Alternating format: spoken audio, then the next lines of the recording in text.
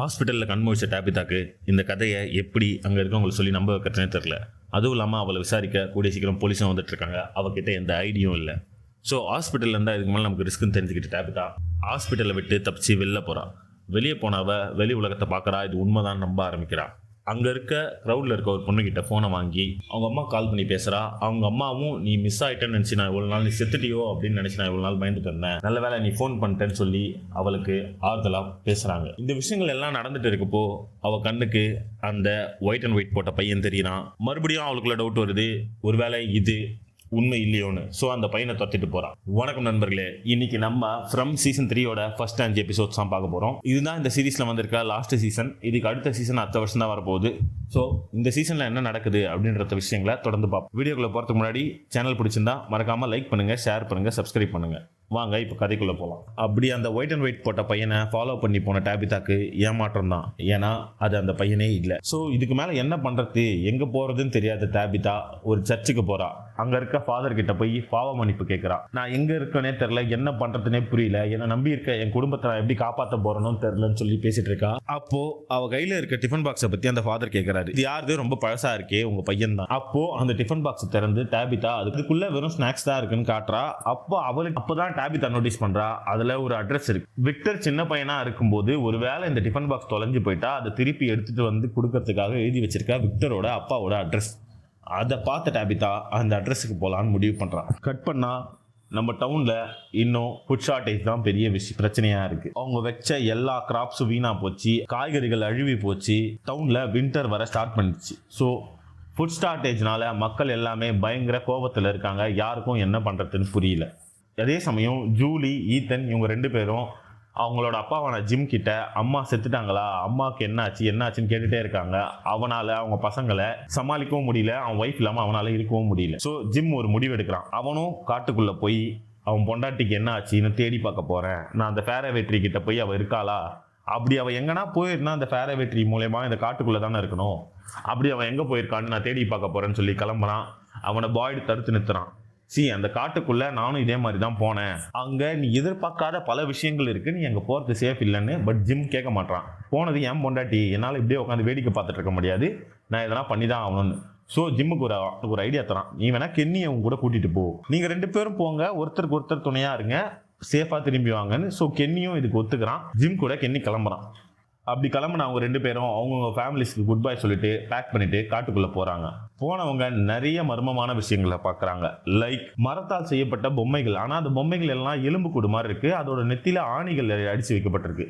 இந்த மாதிரி வித்தியாசமான நிறைய விஷயங்களை பார்த்து அவங்க இதெல்லாம் ஏன் இருக்குன்னே தெரியாம காட்டுக்குள்ள தொடர்ந்து போறாங்க. அங்க உடன் லாக்ஸ் பாக்குறாங்க, அதாவது மரத்தால் செய்யப்பட்ட குடிசை மாதிரியான வீடுகள். அப்போ இந்த இடத்துல இதுக்கு முன்னாடி யாரோ வாழ்ந்திருக்காங்க. மேபி பல 100 வருஷத்துக்கு முன்னாடி இங்க வாழ்ந்தவங்க இந்த மாதிரி ஒரு அமைப்புல வாழ்ந்திருக்கலாம்னு முடிவு பண்ணவங்க. சரி, நம்ம இங்கேயே கேம்ப் பண்ணி தங்கலாம், நைட் இங்கேயே ஸ்பெண்ட் பண்ணலாம், அடுத்த நாள் காலைல கிளம்பி போகலாம், நம்ம கிட்ட டாலிஸ்மன் இருக்கு, அதை வெளில மாட்டி வைக்கலாம்னு முடிவு பண்ணி டாலிஸ்மனை மாட்டி வச்சுட்டு நைட்டை அங்கேயே ஸ்டே பண்றாங்க. கட் பண்ணா டவுனுக்குள்ள ஃபுட் ஷார்டேஜ் தொடருது. ரேண்டால் பைத்தியக்காரத்தனமா அங்க இருக்க ஆட்டை எடுத்துட்டு போறான். அவனை தடுக்க வந்த விக்டரை அடிக்கிறான். எனக்கு ஃபுட்டுக்கு இந்த ஆடு வேணும், நீங்கள்லாம் டவுனில் ஒற்றுமையாக இருக்கீங்க, நான் பஸ்ஸில் தனியாக இருக்கேன், சப்போஸ் நாளைக்கு ஃபுட் ஷார்டேஜ் வந்துச்சுன்னா நான் என்ன பண்ணுவேன்னு சொல்லி இந்த ஆட்டை நான் எடுத்துகிட்டு போய் வச்சுக்க போகிறேன்னு எடுத்துகிட்டு போகிறான். அங்கே வந்த பாய்டு அவனை தடுக்கிறான். இது வெறும் கறி மட்டும் இல்லைடா, இதுலேருந்து வர பால் தான் நமக்கு இதுக்கு ஃபுட்டுக்கு யூஸ் ஆகுது, இதை வச்சு ரீப்ரொடியூஸ் பண்ணலாம், நிறைய விஷயம் பண்ணலாம்டா, இது எடுத்துகிட்டு போய் நீ கொண்டுட்டுனா யாருக்குமே எந்த யூஸும் இல்லை, அதை அங்கேயே விடு, நமக்கு இது தேவை அப்படின்னு பேசி ரேண்டாவில் சமாதானம் பண்ணி அந்த ஆடை அங்கேயே விட வைக்கலாம். விட வச்சுட்டு ஒரு மீட்டிங் நடக்குது. டோனா, அப்புறம் கென்னியோட அம்மா, பாய்டு, இவங்க 3 பேருக்கு நடுத்துல ஃபுட் ஷார்டேஜுக்கு என்ன பண்ணலாம், நம்ம கிட்ட இருக்க ஃபுட் எவ்வளோ நாள் தாக்கு பிடிக்குன்றத பற்றி இந்த மீட்டிங் போயிட்டு இருக்க சொல்ல ஈத்தன் சோகமாக வெளில உட்காந்துட்டு இருக்கிறத பாய்டு பார்க்குறான். அவங்க கிட்ட போய் பேசுகிறான். உங்கள் அம்மாவும் இல்லை அப்பாவும் இல்லை, ரொம்ப ஃபீல் பண்ணுறியாடான்னு.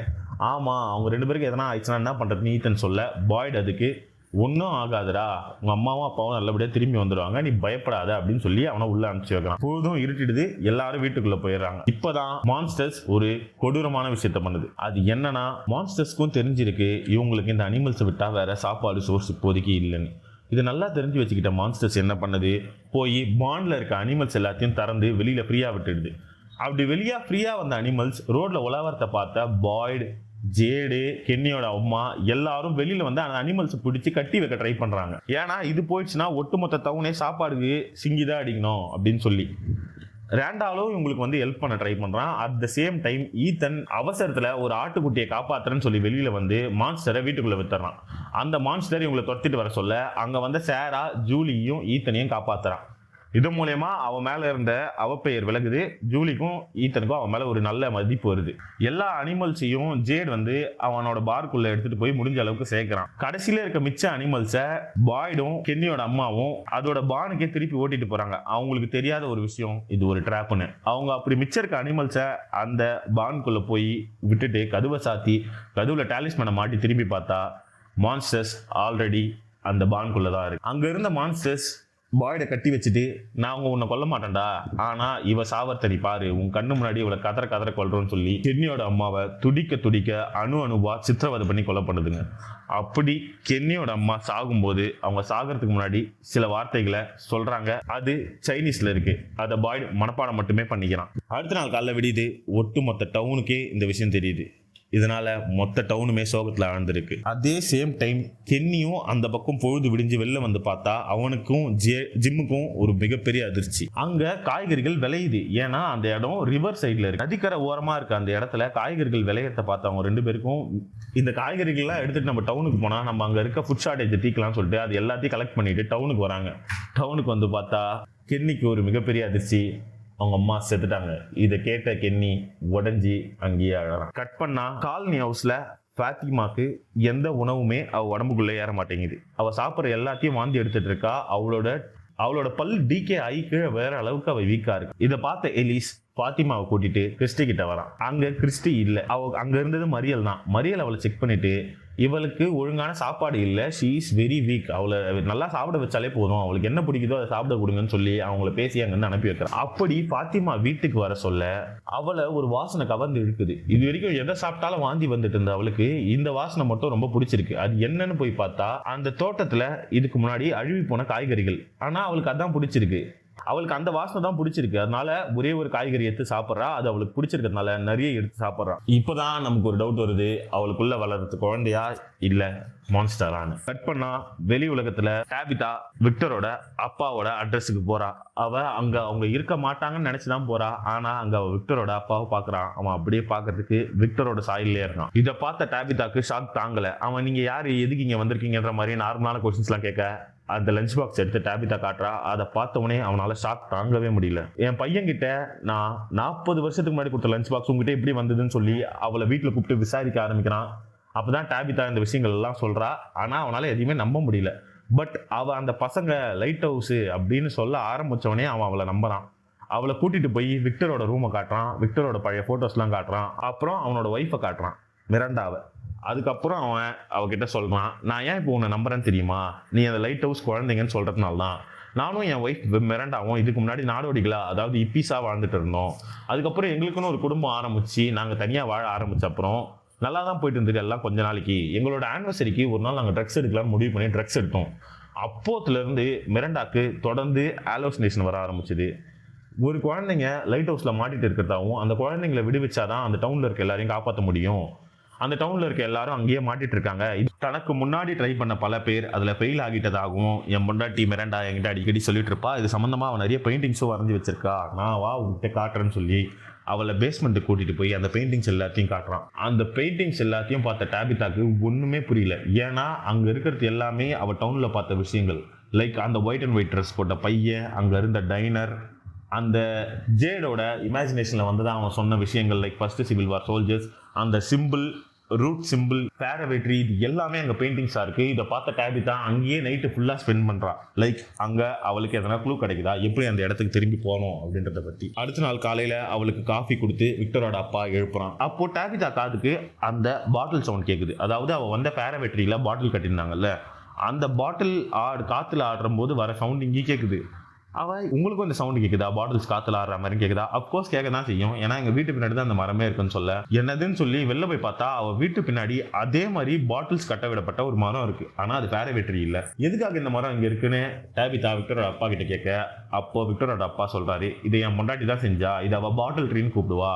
இதே மாதிரி ஒரு மரத்துக்கிட்ட தான் நாங்க அந்த ட்ரக் எடுத்துக்கிட்டோம். அங்க இருந்து தான் அவளுக்கு எல்லா ஹாலுசினேஷனும் ஆரம்பிச்சுது. அதுக்கப்புறம் அவன் அதே மாதிரி மரத்தை எங்கேயும் செஞ்சு வச்சா அப்படின்னு சொன்ன உடனே டாபிதா அந்த மரம் எங்க இருக்கு, ஏன்னா நம்ம டவுன்லேயும் 2 மரம் இருக்கும் பாட்டில் கட்டி, ஒன்று தான் பேராபேட்டரி. ஸோ அந்த பார்க்கில் இருக்க மரம் ஒரு வேளை பேராபேட்டரியாக இருக்கலாம்னு நினச்சி விக்டரோட அப்பாவை கூட்டிட்டு டேபிதா அந்த மரத்தை பார்க்க போயிட்டு இருக்கா. கட் பண்ணி டவுனுக்குள்ளே வந்தா கென்னியோட அம்மா செத்த நியூஸை யாராலுமே அக்செப்ட் பண்ணிக்க முடியல. முக்கியமாக ஈத்தன், ஜூலி, விக்டர் இவங்க யாராலையும் எல்லாரும் கதறி கதறி அழுதுட்டு இருக்காங்க.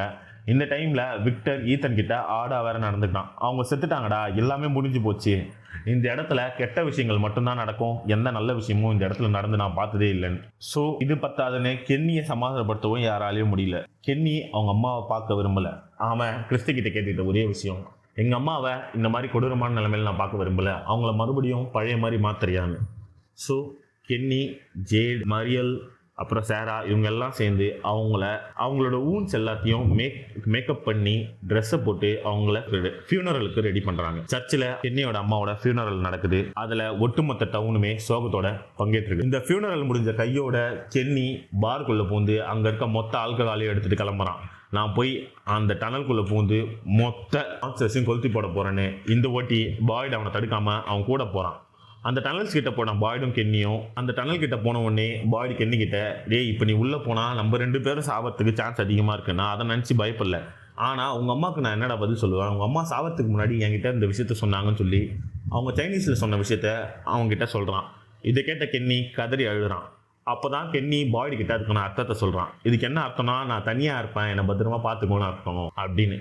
பாய்டு இதை கேட்டோடனே, பாரு உங்கள் அம்மாவும் நீ சாகத்தை விரும்ப மாட்டாங்கடா, இதுக்கு நம்ம வேற வழியை கண்டுபிடிச்சிக்கலாம், இப்போ நீ பைத்தியக்காரத்தனமா அதுக்குள்ளே போவாத, வெளியே வா அப்படின்னு சொல்லி அவனை அங்கேருந்து கூட்டிகிட்டு போயிடலாம். அங்கேருந்து கிளம்பி எல்லாரும் செட்டில் டவுன் ஆன அப்புறம் இந்த ஃபுட்டு மேட்டரை பாய்டு கிட்ட சொல்கிறாங்க. ஸோ டவுனில் இருக்க கொஞ்சம் பேரை கூட்டிகிட்டு இவங்க போய் அந்த ரிவர் கிட்ட ஃபுட் கலெக்ட் பண்ணிட்டு வரணும் அப்படின்றது முடிவாகுது. மீன் வைல் கால் நியூஸில் ஒரு இன்ட்ரெஸ்டிங்கான விஷயம் நடக்குது. அங்கே ஃபாத்திமா அந்த அழிவு போன காய்கறிகளை சாப்பிட்றத நிறுத்தவே இல்லை. இந்த விஷயம் அவளுக்கு அங்கே தொடர்ந்து நடந்துகிட்டே இருக்கு. அதே சமயத்தில் ஜூலி அண்ட் எலைஜா அங்கே ஃப்ரெண்ட்ஸ் ஆகுறாங்க. ஜூலி ஃபாத்திமாவோட கபோர்டில் கொஞ்சோண்டு பாட், அதாவது கஞ்சா இருக்கிறத கண்டுபிடிக்கிறா. அந்த பாட் எடுத்து அவள் அங்கே ஸ்மோக் பண்ணுறதுக்கு கூட, ஏன்னா அவள் மிகுந்த டிப்ரெஷனில் இருக்கா. லைக் அம்மா இல்லை, அப்பா இப்போ தான் திரும்பி வந்திருக்காரு. அவளுக்கு அங்கே ரொம்ப க்ளோஸாக அந்த கென்னியோட அம்மாவும் செத்துட்டாங்க. ஸோ இந்த விஷயங்கள்லாம் மறக்கணுன்றதுக்கோசம் அவள் அங்கே உட்காந்து பாட்டை ஸ்மோக் பண்ணுறா. கூட எலைஜாவும் கம்பெனிக்கு இருக்கான். அவங்க அங்கே இருக்க பேஸ்மெண்ட்ஸில் பாட்டை ஸ்மோக் பண்ணிட்டு பேஸ்மெண்ட்டில் இருக்க விஷயங்கள்லாம் தேடிட்டு போயிருக்க சொல்ல அவங்க கையில் ஒரு போலராய்டு கேமரா கிடைக்கும். சரி, இந்த போலராய்டு கேமரா வச்சு என்ன பண்ணலாம், நம்ம ஜாலியாக ஃபோட்டோஸ் எடுக்கலாம்னு சொல்லி இவங்க 2 பேரும் ஃபோட்டோஸ் எடுத்து தெரிஞ்சுட்டு இருக்க சொல்ல ஒரு ஃபோட்டோவில் எலைஜாக்கு அந்த லேடி தெரியுறாங்க. அதாவது போன எபிசோடில் நான் சொல்லியிருப்பேன் நம்ம வீடியோவில், அவன் தண்ணிக்குள்ளே முக்குன அந்த மான்ஸ்டர், அந்த லேடி எலைஜாக்கு அந்த ஃபோட்டோ வழியாக தெரியுறா. அவள் ஏதோ ஒரு மெசேஜை எலைஜாக்கு கன்வே பண்ண விரும்புகிறான். இந்த ஆலோசனேஷன் எலைஜாக்கு தொடர்ந்து வந்துட்டே இருக்கு. அவ தொடர்ந்து எலைஜாவோட கண்ணுக்கு தெரிஞ்சுட்டே இருக்கா. இது பத்தாதுன்னு அழுகி போன காய்கறிகளை ஃபாத்திமா சாப்பிட்றத அந்த கேன்சர் வந்த பாட்டி பார்த்துடுறாங்க. அவங்க ஃபாத்திமாவை கூப்பிட்டு அட்வைஸ் பண்ணுறாங்க. ஒவ்வொருத்தருக்கும் ப்ரெக்னன்சி டைமில் ஒவ்வொன்றும் சாப்பிடணும்னு இருக்கும். சிலர் புளி சாப்பிடுவாங்க, சிலர் மாங்காய் சாப்பிடுவாங்க. நான் முட்டையோட ஓடுகளை சாப்பிட்டு இருந்தேன், அதே மாதிரி தான் இதுவும், இது சரியா போயிடும், ரொம்ப ஃபீல் பண்ணாதுன்னு சொல்கிறான். ஆனால் ஃபாத்திமா பயப்படுறா. எனக்குள்ளே இருக்கிறது ஒரு குழந்தையே இல்லாமல் ஒருவேளை ஒரு மான்ஸ்டராக இருந்தால் நான் என்ன பண்ணுறது அப்படின்னு. ஸோ அந்த கல்வி ஒரு ஐடியா சொல்கிறா, வா வேணா நம்ம ஜோசியம் பார்க்கலாம் அப்படின்னு. அங்கே இருக்க எல்லாரும் அவளை திட்டுறாங்க. இந்த இடத்துல ஜோசியம் பார்க்கறது ஒரு நல்ல ஐடியாவான்னு. அது எதையுமே கேட்காம அவங்க ஜோசியம் பார்க்க அந்த காய்ச்சல்லாம் எடுத்துகிட்டு உட்கார சொல்ல கரெக்டாக ஒரு காக்கா கண்ணாடியை உடைச்சுன்னு அந்த இடத்துல செத்து அங்கேயே விழுந்துடுது. அந்த காக்கா அங்கே செத்து விழுந்த அதே டைமில் எலைஜாக்கு ஆலோசினேஷன்ஸும் வர ஆரம்பிக்குது. இந்த விஷயம் ஸ்டாப் ஆகாமல் தொடர்ந்து நடந்துகிட்டே இருக்குது. ஸோ அவங்க ஜோசியம் பார்க்கறத நிறுத்திடுறாங்க. எலைஜாவோட ஆலோசினேஷன்ஸ் கண்டினியூ ஆகுது. அதே சமயம் ஷெரீஃப் ஸ்டேஷனில் இன்னொரு பஞ்சாயத்து. பாய்டு எலிசையும் டோனாவையும் கூப்பிட்டு வச்சு ஒரு ஐடியாவை சொல்கிறான். லைக் இதுக்கு மேலேயும் நம்ம எல்லாரையும் இழந்துட்டு இருக்க முடியாது. நேற்று நைட் அந்த மான்ஸ்டர்ஸ் பண்ணது ரொம்பவே அவுட்ரேஜியஸான விஷயம். இதுக்கு நம்ம ஒரு பதிலடி கொடுத்தே ஆகணும். நான் அந்த மான்ஸ்டர்ஸில் ஒரு மான்ஸ்டரை உயிரோட பிடிக்க போகிறேன். எப்படி நீ அதை பண்ண போகிற, சுத்து பைத்தியக்காரத்தனோன்னு எலிசும் டோனாவும் அவனை தடுக்க இல்லை. நம்மக்கிட்ட டாலிஸ்மன்ஸ் இருக்குது. ஒருவேளை அந்த டாலிஸ்மனை வச்சு நான் அவங்கள ஒரு ட்ராப்பில் மாட்டினேன்னா அவங்களால வெளில வர முடியாதுல்ல. ஸோ அப்படி ஒரு ட்ராப்பை வச்சு நான் அவங்கள பிடிக்க போகிறேன் அப்படின்னு திட்டவட்டமாக பாய்டு சொல்லிட்டு ரேண்டால் கிட்ட போய் உதவி கேட்குறான். ஏன்னா ரேண்டால் தான் அந்த மாஸ்டர்ஸோட நடவடிக்கையை நிறைய பார்த்தவன். அவன் தான் ஓப்பனான ஒரு பஸ்ஸில் இருக்கான். ஸோ கண்ணாடி வழியாக சுற்றி என்ன நடக்குதுன்னு அவனால் பார்க்க முடியும். அவங்ககிட்ட ஹெல்ப் கேட்ட பாய்டு, நான் இன்னைக்கு உங்க கூட பஸ்ஸில் இருக்கேன், அந்த மான்ஸ்டர்ஸோட நடவடிக்கையில் நம்ம அப்சர்வ் பண்ணலாம் அப்படின்னு சொல்லி பேசி அவங்க கூட ஒரு டீல் மேக் பண்ணுறான். இவங்க ட்ராப்பை பற்றி பேசிட்டு இருக்க அதே சமயத்தில் இன்னொருத்தவங்க ட்ராப்பில் மாட்டினாங்க. அது யாருன்னா, அதாவது அந்த ஃபுட்டு எடுக்க போன குரூவில் இருந்தது யாருன்னா ஜேட், ஸ்டீ, கென்னி, மற்றும் டவுனில், அதாவது எலிசை கத்தியால் குத்துனவன், இந்த மாதிரி ஒரு 4-5 பேர் ஃபுட் எடுக்க போகிறாங்க. அங்கே போன இடத்துல ஜேட் ஃபுட்டே எடுக்கல. ஏன்னா தலைவனுக்கு வழக்கம் போல் ஹாலுசினேஷன்ஸ் வர ஆரம்பிச்சிச்சு. இந்த ஒட்டி ஒரு கற்கால மனுஷன் மண்டை ஓட்டில் ரத்தத்தை ஊற்றி குடிக்கிற மாதிரி, ஒருத்தனை மரத்தில் ஆணியால் அடித்து வச்சு அப்படியே அவனை துடிக்க துடிக்க சாகடிக்கிற மாதிரி, இந்த மாதிரி பல ஹாலுசினேஷன்ஸ் அவனுக்கு வந்துட்டே இருக்குது. இதெல்லாம் பார்த்தாவன், நான் இந்த இடத்துல இருக்க விரும்பலடா, நீங்கள் சாப்பாடு எடுத்தாடுங்க, எடுக்காட்டி போங்க, நான் கிளம்பி போகிறேன் டவுனுக்குன்னு சொல்லி போகிறான். அவனை தடுத்து நிறுத்துறாங்க. டே, நீ டவுனுக்கு போக முடியாதுடா, இப்போ கிளம்புனா இருட்டிடும், வெயிட் பண்ணு, காலையில் போகலான்னு. அவன் யார் பேச்சும் கேட்குற மாதிரி இல்லை. ஸோ அதனால கிறிஸ்டி அவங்ககிட்ட கூடயே பேசிட்டே போகிறா, சமாதானம் பண்ணின்னு. இங்கே இரு, நாளைக்கு காலையில் எதுவாக இருந்தாலும் பார்த்துக்கலாம் அப்படின்னு பேசிட்டே போயினே இருக்க சொல்ல, அங்கே செட் பண்ணி வச்சிருந்த ஒரு ட்ராப்பில் கிறிஸ்டியோட கால் மாட்டிக்குது. அது மான்ஸ்டர்ஸை பிடிக்க வச்ச ட்ராப்பா இல்லை விலங்குகளை பிடிக்க வச்ச ட்ராப்பான்னு தெரியல. ஆனால் ஏதோ ஒரு ட்ராப்பில் கிறிஸ்டியோட கால் மாட்டி, அவளோட கால் மாட்டி அவளோட ஆங்கிள் ஃப்ராக்சர் ஆகிடுது. அவளை அந்த ட்ராப்லேருந்து கஷ்டப்பட்டு எல்லாரும் வெளில கூப்பிட்டு வராங்க. அவளுக்கு ஆங்கிள் ஃப்ராக்சர் ஆனதால் அவங்களால தொடர்ந்து நடக்கவும் முடியாது. ஸோ அவங்க அந்த மரக்கட்டையால் செய்யப்பட்ட லாக்ஸ் குடிசையிலே தங்குறாங்க அன்னைக்கு நைட்டை. ஆனால் அன்னைக்கு நைட்டு அவங்களுக்கு வெளியில் சத்தம் கேட்குது. யாரோ ஒரு பெரிய உருவம் அந்த குடிசைகளை சுற்றி நடந்து போகிற மாதிரியான சத்தங்கள் கேட்டுகிட்டே இருக்குது. அது என்னன்னா அவங்களால வெளில போய் பார்க்க முடியல. ஸோ அதை அப்படியே விட்டுறாங்க. கார்ல விக்டரோட அப்பாவும் டாபிதாவும் கிளம்பி அந்த பேரபேட்டரி இருக்க மரத்தை நோக்கி போயிட்டு இருக்காங்க. அந்த மரம் டவுன்ல இருந்து கொஞ்சம் தூரம் தள்ளி இருக்கிறதாவும் அந்த இடத்துக்கு சீக்கிரமா போயிடலாம்னு சொல்லி டாபிதாவை கூட்டிட்டு விக்டரோட அப்பா கார்ல போயிட்டு இருக்கான். அவங்க போயிட்டா இருக்க சொல்ல டாபிதா கார்ல ஒரு விஷயத்த பாக்குறா. அதாவது அந்த பிரேஸ்லெட், ஷூலேஸ்ல செஞ்ச பிரேஸ்லெட். இதே மாதிரி ஒரு பிரேஸ்லெட்டை தானே நான் அங்கே டவுன்லேயும் பார்த்தேன், அப்போ எப்படி உங்ககிட்ட ஒரு பிரேஸ்லெட் இருக்கு அப்படின்னு விக்டரோட அப்பா கிட்ட கேள்வி கேட்க, விக்டரோட அப்பா இது என் கிட்ட தான் இருக்குன்னு சொன்ன உடனே அவளுக்கு பயங்கர சந்தேகங்கள் வர ஆரம்பிக்குது. ஒருவேளை இதுவும் அந்த இடத்தோட ஒரு எக்ஸ்டென்ஷனா, நம்ம மறுபடியும் அந்த இடத்தோட ட்ராப்ல தான் மாட்டிட்டு இருக்குமா அப்படி இப்படின்னு யோசிச்சு டாபிதா காரை நிறுத்துன்னு விக்டரோட அப்பாவோட ஸ்டேரிங்கை பிடிச்சிட்டு வளைக்கிறா. அங்கே ஒரு ஆக்சிடென்ட் ஆயிடுது. டாபிதாவும் விக்டரோட அப்பாவும் ஆம்புலன்ஸில் இருக்காங்க. இப்போ ஆம்புலன்ஸில் வந்த போலீஸ் டாபிதாவை லாக் பண்ணி வைக்கிறாங்க. உங்ககிட்ட எந்த ஐடியுமே இல்லை, நீ கொஞ்ச நேரம் கம்முன்னு இருமான்னு சொல்லி அவங்க அங்கேருந்து ஆம்புலன்ஸ் எடுத்துக்கிட்டு கிளம்புறாங்க. ஆம்புலன்ஸ் எடுத்துகிட்டு போனால் அங்கே ஒரு மரம் சாஞ்சி விழுந்துக்குது, மேலே காக்கா கத்துது. டாபிதா அதை பார்த்து அலறி அடிக்கிறா. டே, இந்த பக்கம் போவாதீங்கடா, போனால் மாட்டிப்போண்டா, இது எங்கே போகணும்னு எனக்கு தெரியுண்டான்னு சொல்கிறா. யாருமே அவள் பேச்சை கேட்கல. அவங்க வண்டியை திருப்பி டவுனுக்குள்ளே போகிறாங்க. டாபிதாக்கு செம காண்டாவது, மறுபடியும் இந்த டவுன்லேயே வந்து மாட்டிக்கணுமே. கட் பண்ணால் விக்டர் ஒரு மரத்துக்கு கீழே போய் தோண்டி ஒரு சூட்கேஸை வெளில எடுக்கிறான். அந்த சூட்கேஸை எடுத்த விக்டர் நேராக சேரா இருக்க வீட்டுக்கு போகிறான். அதாவது சேரா, ஜூலி, ஈத்தன் இவங்க எல்லாம் இருக்க வீட்டுக்கு. எதுக்கு இங்கே வந்திருக்கேன்னு சேரா கேட்க, எனக்கு ஒரு பேஸ்மெண்ட் வேணும், அப்போ தான் எனக்கு இந்த மெமரிஸ்லாம் லாக் ஆகும்னு சொல்கிறான். எதுக்கு பேஸ்மெண்ட்டுன்னு கேட்க, நான் அவனுக்கு சொல்கிறேம்மான்னு சொல்லி கீழே போய் ஒரு டென்ட்டு மாதிரி போடுறான். அப்போ தான் விக்டர் அவங்க கிட்ட சொல்கிறான், இதுக்கு முன்னாடி டாலிஸ்மெண்ட்லாம் கிடையாதுல்ல, நாங்கள் எல்லாரும் பேஸ்மெண்ட்டில் தான் ஒழிஞ்சிட்டு இருப்போம். ஸோ பேஸ்மெண்ட்டில் தான் இந்த இடத்த பற்றின நிறைய விஷயங்களை எங்கள் அம்மா எனக்கு சொல்லியிருக்காங்க, அதோட மெமரிஸ்லாம் இங்கே தான் இருக்கு எனக்கு. ஸோ நான் இங்கே இருந்தால் எனக்கு அந்த மெமரிஸ்லாம் திரும்ப வரும்னு சொல்லி அந்த சூட்கேஸை ஓப்பன் பண்ணுறான். அந்த சூட்கேஸ்க்குள்ளே விக்டர் நிறைய பொருட்கள் வச்சுருக்கான். Like watch, cigarette boxes, torch light. என்னடா அதெல்லாம் கேட்க, என்னால் அன்னைக்கு செத்து போன எல்லாரையும் எடுத்துகிட்டு போய் புதைக்க முடியல. ஸோ அவங்கக்கிட்ட இருந்து ஒவ்வொரு பொருளை நான் எடுத்து வச்சுக்கிட்டேன் அவங்க ஞாபகமா, இது மூலயமா அவங்களுக்கு நான் ஃபியூனரல் பண்ண மாதிரி ஆச்சு இல்லைன்னு சொல்லி விக்டர் இந்த விஷயத்த சாராக்கு எக்ஸ்பிளைன் பண்ணுறான். மேலும் அவனுக்கு ஒவ்வொருத்தரை பற்றின விஷயங்கள் ஞாபகம் வருது. அப்போ தான் அவனுக்கு அந்த பொம்மை ஞாபகம் வருது. அதாவது அந்த குகைகளில் நம்ம பார்த்த பொம்மை, ஜேடோட கனவுல வந்த பொம்மை. அந்த பொம்மை ஞாபகம் வந்தவனே விக்டர் அலறி வச்சுட்டு எழுந்துட்டு போயிடுறான். அப்போ தான் விக்டர் சாரா கிட்ட ஒரு விஷயம் சொல்கிறான். இந்த பொம்மையை வச்சுட்டு இருந்தவன் ஒரு ஆர்டிஸ்ட், அதாவது இந்த ஸ்டேஜ் காமெடி பண்ணுறவன். அவன் எங்கள் எல்லாரையுமே ரொம்ப நல்லா சிரிக்க வைப்பான். இங்கே எங்களுக்கு இருந்த ஒரே என்டர்டைன்மெண்ட் அவன் தான்.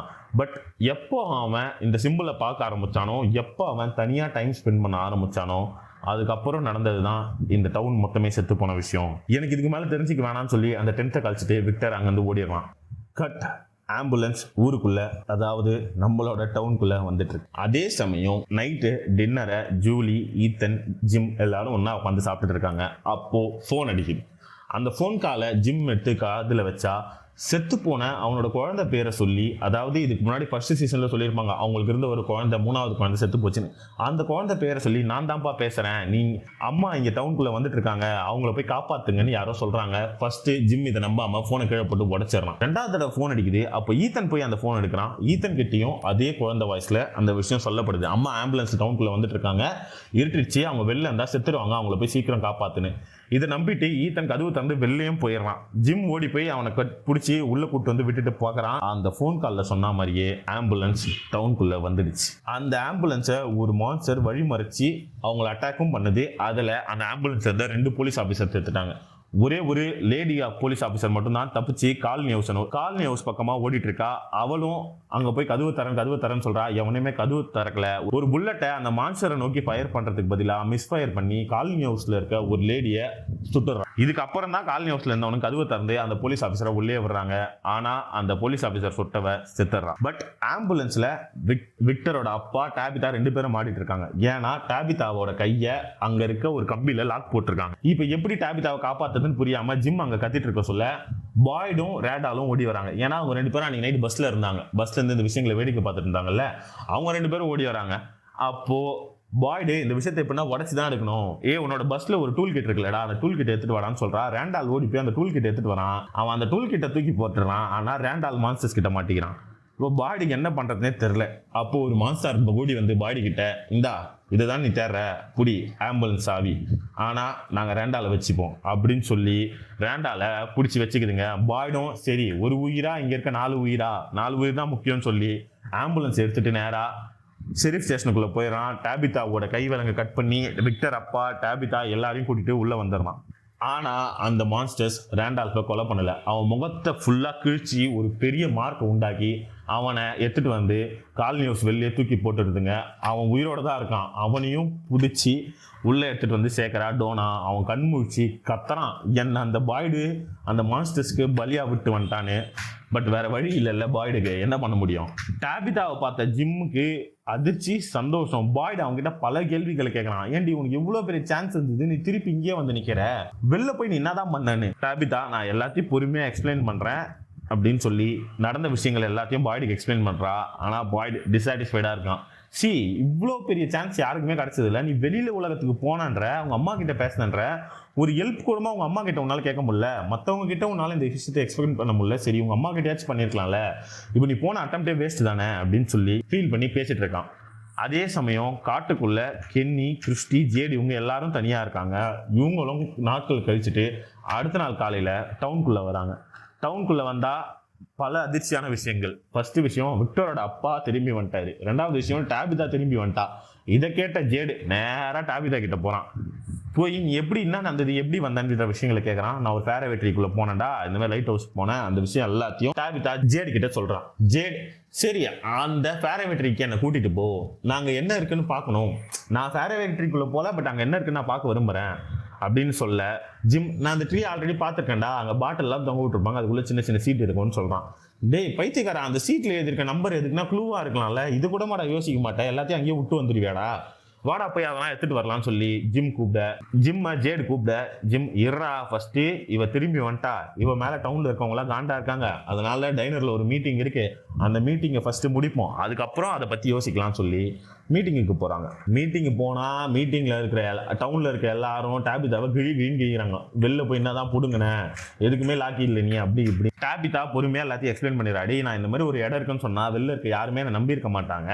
ஸோ எனக்கு என்ன பண்றதுன்னே தெரியல, அதுக்குள்ள நாங்க வந்து திரும்பி மாட்டிக்கிட்டேன். என்னை நம்பின ஒரே ஒரு ஆளு விக்டரோட அப்பா மட்டும்தான், நீ வேணா அவரே கேட்டு பாருன்னு விக்டரோட அப்பாவும் நிலைமை எக்ஸ்பிளைன் பண்றாரு. இதை அவ யார்கிட்ட சொல்லியிருந்தாலும் யாருமே நம்பியிருக்க மாட்டாங்க.